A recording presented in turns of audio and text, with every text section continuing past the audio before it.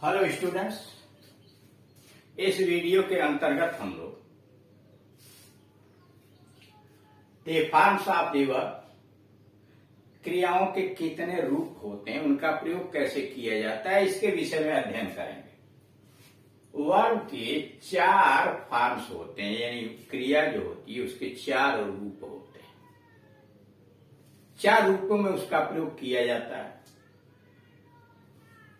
पहला है दी base form, मौलिक रूप जो उसका होता है। दूसरा सिंपल पास्ट फॉर्म और तीसरा past participle form. Number 4 ING और प्रेजेंट पार्टिसिपल फॉर्म।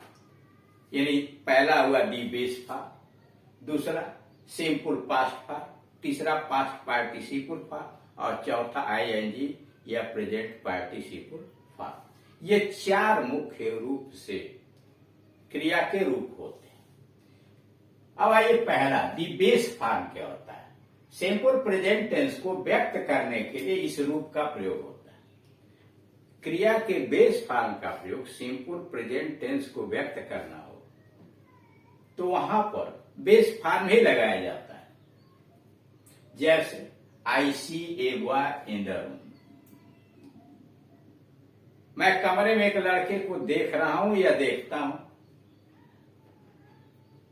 ही सीज ओनली गुड पिक्चर्स, वह केवल अच्छी तस्वीरें देखती है। They see a dog in the house, वे घर में एक कुत्ते को देख रहे हैं।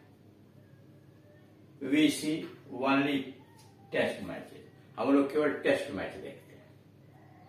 इन सभी वाक्यों में देख रहे हैं कहीं सी लगा हुआ है, कहीं सीज लगा हुआ है।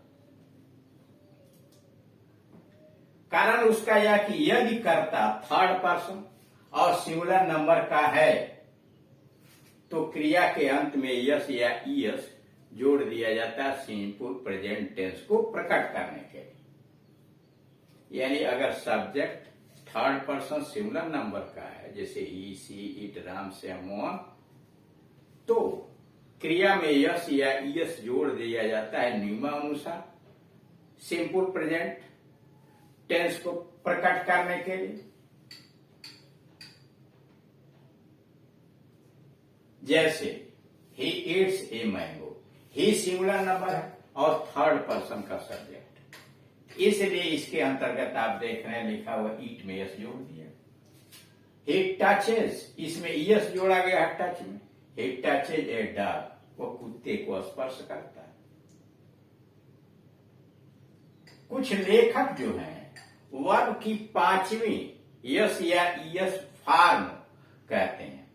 कुछ लेखक इसे ये यस ईएस को जो जोड़ा जा रहा है इसको वर्ब की 5वां रूप कह देते हैं, यस ईएस फॉर्म कह देते हैं। अब ये तो विद्वान के बनाने के ऊपर है, 4 है या 5 है, मानने के ऊपर है। यानी इसको भी वो जोड़ लेते हैं कि इसको वर्ब की यस ईएस फॉर्म, यानी दी बेस फॉर्म हो गया, सिंपल पास्ट फॉर्म हो गया, पास्ट पार्टिसिपल फॉर्म हो गया, आईएनजी फॉर्म हो गया, यस ईएस फॉर्म हो गया, तो 5 हो गए। अब आइए दूसरा simple past form.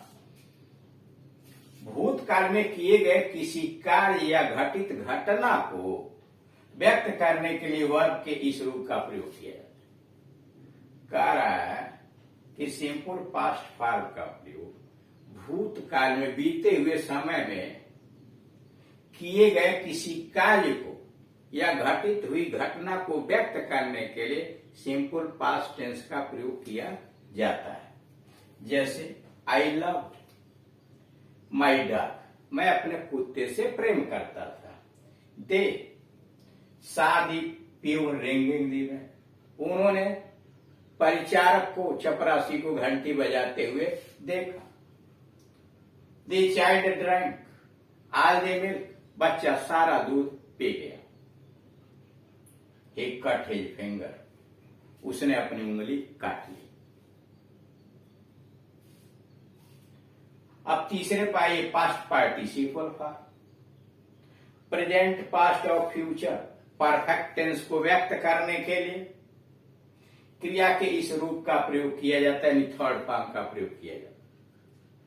Present perfect हो, पास्ट परफेक्ट हो, फ्यूचर परफेक्ट हो, उसे व्यक्त करने के लिए पास्ट पार्टिसिपल फॉर्म का यूज किया जाता है। इसके पहले सहायक क्रिया हैव के विभिन्न रूप जो है हैज, हैव, हैड में से किसी एक को लगाया जाता है। अगर प्रेजेंट परफेक्ट है तो हैज या हैव लगा देते हैं, पास्ट परफेक्ट है तो हैड लगा देते हैं, और फ्यूचर परफेक्ट में विल हैव और शैल हैव लग जाता है, यानी हैव के साथ विल भी लगा रहता है। प्रेजेंट परफेक्ट में अगर कर्ता सिंगुलर नंबर थर्ड पर्सन का ही, सी, इट, राम, श्याम, मोहन, तो सहायक क्रिया हैज लग जाती है, और कर्ता फर्स्ट पर्सन, सेकेंड पर्सन या थर्ड पर्सन का बहुवचन है तो सहायक क्रिया हैव लग जाती है, क्रिया का थर्ड फॉर्म तो सब में लगता है। फ्यूचर टेंस में अगर कर्ता फर्स्ट पर्सन का आई और वी है तब तो शैल हैव लगता है सहायक क्रिया के रूप में, और बाकी सबके साथ विल हैव लगा के क्रिया का थर्ड फॉर्म लगा दिया जाता है। जैसे यहां दिया I have finished my work, मैंने अपना काम समाप्त कर लिया। The train had started before I reached the station, मेरे स्टेशन पहुंचने के पहले रेलगाड़ी छूट चुकी थी। द ट्रेन हैड स्टार्टेड, रेलगाड़ी छूट चुकी थी, before I reached the station, मेरे स्टेशन पहुंचने के पहले रेलगाड़ी छूट चुकी थी। अब ये क्या है? ये पास्ट परफेक्ट का ट्रांसलेशन है। He has done his work, उसने अपना काम समाप्त कर लिया है, present perfect. They will have slept by 10, वे 10 बजे तक सो चुके होंगे। They will have slept by 10, वे 10 बजे तक सो चुके होंगे। अब आइए प्रेजेंट पार्टिसिपल यानी आईएनजी फॉर्म। प्रेजेंट पार्टिसिपल को आईएनजी फॉर्म में कहते हैं। प्रेजेंट, पास्ट तथा फ्यूचर में किसी कार्य के जारी रहने के भाव को, प्रेजेंट हुआ, पास्ट हुआ या फ्यूचर हुआ, किसी कार्य के जारी रहने के भाव को व्यक्त करने के लिए हम क्रिया के इस रूप का प्रयोग करते हैं। कह रहा है कि प्रेजेंट हुआ, पास्ट हुआ, फ्यूचर हुआ में किसी कार्य के जारी रहने के भाव को व्यक्त करने के लिए क्रिया के इस रूप का प्रयोग हम करते हैं। जैसे present continuous, past continuous, future continuous, और उधर भी present perfect continuous, past perfect continuous और future perfect continuous ING form भी लगाया जाता है। आगे उदाहरण दिया, जैसे इसमें क्रिया बी के रूप में ही जा रहे हैं, वाज, वर में से एक के साथ मेन वर्ब आईएनजी लगा देते हैं। कर अगर सिंपल प्रेजेंट कंटिन्यूअस टेंस है तो ई आर एम में से कोई एक सहायक क्रिया लग जाती है नियमानुसार।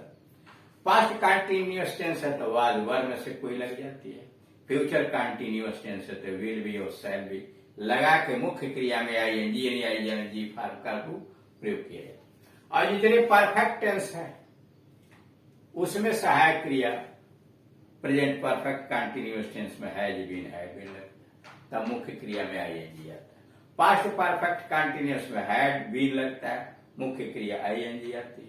और फ्यूचर परफेक्ट कंटिन्यूअस टेंस में विल हैव बीन और शैल हैव बीन लगा के मुख्य क्रिया में आईएनजी जोड़ के रखते हैं। जैसे the boys are playing a match, लड़के एक मैच खेल रहे हैं। The girls is singing a song, लड़की गीत गा रही है। He was walking in the park, वो पार्क में टहल रहा था। I shall be sleeping, मैं सो रहा हूँगा। और अगर मान लीजिए आप प्रेजेंट परफेक्ट कंटिन्यूअस टेंस में जाएंगे तो he has been sleeping since morning, वो सवेरे से सो रहा है। वो 2 घंटे से खेल रहा था, he had been playing for 2 hours, 2 घंटे से खेल रहा है। वह 1 घंटे से गीत गा रही होगी। She will have been singing a song for an hour, 1 घंटे से गीत गाए, यानी वहां भी आईएनजी फॉर्म का प्रयोग होता है। क्रिया के चारों रूपों प्रेजेंट बेस फॉर्म हुआ, पास्ट फॉर्म हुआ, पास्ट पार्टिसिपल फॉर्म हुआ और आईएनजी फॉर्म हुआ। निर्मित करने के अनेक नियम हैं। कह रहा है जैसे गो वेंट गान आप लिखते हैं ना, first form, second form, third form. First form को आप बेस फॉर्म कर रहे हैं, सेकेंड फॉर्म को आप फर्स्ट फॉर्म कर रहे हैं, और थर्ड फॉर्म को पास्ट पार्टिसिपल कर रहे हैं, और फिर आईएनजी, चौथा आईएनजी फॉर्म। कह रहा है ये जो बनाने के नियम है वो कई तरीके हैं, कोई एक सटीक नियम नहीं है। उसको बुक्स में आप देखें तो पूरी चार्ट दिया गया है, first form, second form, third form, ING form, और कुछ जनरल रूल्स भी दिए हुए किसका first form, second form, third form क्या होता है, कैसे बनता है।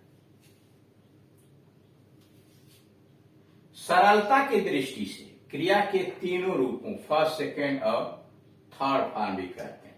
सरलता की दृष्टि से बेस फॉर्म को फर्स्ट फॉर्म, पास्ट फॉर्म को सेकेंड फॉर्म, पास्ट पार्टिसिपल को थर्ड फॉर्म कहते हैं।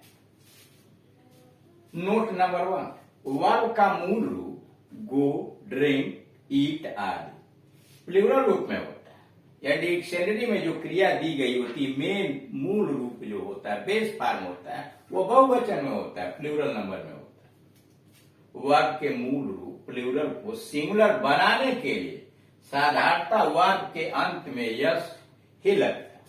कारक क्रिया को सिंगुलर बनाने के लिए, बेस फॉर्म को सिंगुलर बनाने के लिए साधारणतः क्रिया के अंत में यस जोड़ दिया जाता है।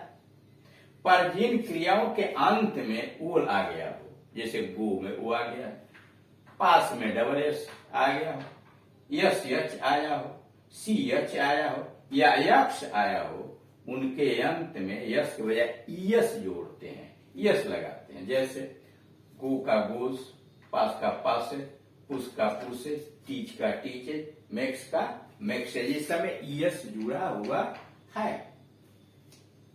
सिंगुलर फॉर्म को वर्ब की यस या यस फॉर्म भी कहते हैं। सिंगुलर फॉर्म को क्रिया की यस फॉर्म भी कहते हैं। इसीलिए कुछ लेखक, कुछ विद्वान इसे क्रिया का पांचवा रूप भी मान लेते हैं। करेक्ट। तो यह आपने देखा कि क्रिया के रूप कौन कौन से होते हैं, उनका प्रयोग कैसे किया जाता है।